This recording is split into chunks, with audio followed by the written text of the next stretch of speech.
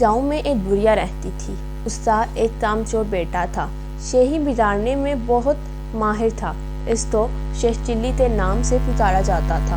بڑھیا محنت مزدوری کر کے اپنا اور اپنے بیٹے کا پیٹ بھرتی تھی۔ ایک دن بڑھیا بیمار ہو گئی۔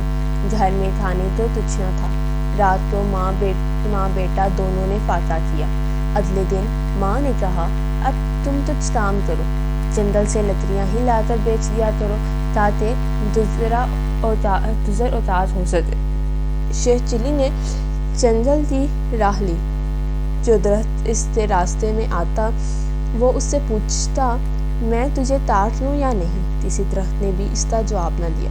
شام ہونے کو تھی۔ شیخ چلی گھر واپس آنے کا ارادہ کر ہی رہا تھا کہ ایک درخت نظر آیا۔ اس نے پاس جا کر پوچھا، میں تجھے کاٹ لوں؟ درخت بولا، ہاں کاٹ لے، مگر ایک نصیحت کرتا ہوں، میری لکڑی سے پلنگ بنانا اور بادشاہ کے دربار میں لے جانا۔ اگر بادشاہ اس کی قیمت پوچھے تو کہنا کہ پہلے 1-2 راتیں اس پر سوئیں، پھر اگر مناسب سمجھے تو خرید لیں۔ شیخ چلی نے درخت کی ہدایت کے مطابق اس سے لکڑیاں کاٹ کر پلنگ تیار کیا اور بادشاہ کے دربار میں پہنچا۔ بادشاہ نے قیمت پوچھی تو شیخ چلی نے کہا، پہلے آپ اس کو 1-2 رات استعمال کریں، اگر اس میں کوئی خوبی پائیں تو انعام کے طور پر جو دل چاہے دے دیں۔ بادشاہ حیران ہوا اور شیخ چلی کے کہنے پر نوکروں کو حکم دیا کہ آج یہی پلنگ میرے کمرے میں بچھایا جائے۔ رات ہوئی، بادشاہ اسی پلنگ پر سویا تو آدھی رات کو پلنگ کا ایک پایا بولا، آج بادشاہ کی جان خطرے میں ہے۔ دوسرے نے کہا، وہ کیسے؟ تیسرا بولا، بادشاہ کے جوتے میں کالا سانپ تھا۔ چوتھے نے کہا، بادشاہ تو چاہیے کہ صبح جوتے تو اچھی طرح جھاڑ کر پہنے۔ صبح واقعی ایسا ہی ہوا۔ بادشاہ کے جوتے میں سانپ تھا۔ جوتے جھاڑنے کی وجہ سے سانپ نکل کر بھاگ گیا۔ اس طرح بادشاہ کی جان محفوظ رہی۔ دوسری رات جب بادشاہ سویا تو پھر پایوں نے باتیں شروع کی۔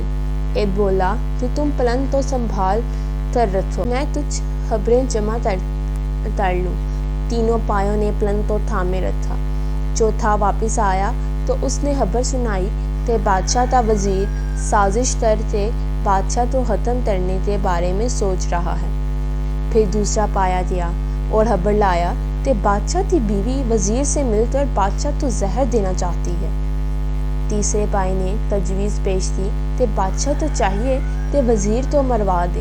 چوتھا پایا گیا اور یہ خبر لایا کہ بادشاہ کو جو دودھ صبح پینے کو دیا جائے گا اس میں زہر ہوگا۔ بادشاہ یہ سب کچھ سن رہا تھا۔ صبح اٹھ کر جب اسے دودھ دیا گیا تو اس نے نہ پیا بلکہ ایک بلی کو پلا دیا۔ بلی اسے پیتے ہی مر گئی۔ اس سے بادشاہ کو پتہ چل گیا کہ اس کا وزیر اور بیوی دونوں مل کر اس کی زندگی ختم کرنا چاہتے ہیں۔ بادشاہ نے وزیر کو برطرف کر دیا اور ملکہ کو محل سے رخصت کر دیا۔ بادشاہ نے شیخ چلی کو بلایا اور بہت انعام دیا۔ بادشاہ کے دربار میں اس کی عزت ہونے لگی اور دونوں ماں بیٹا بڑے آرام کی زندگی بسر کرنے لگے۔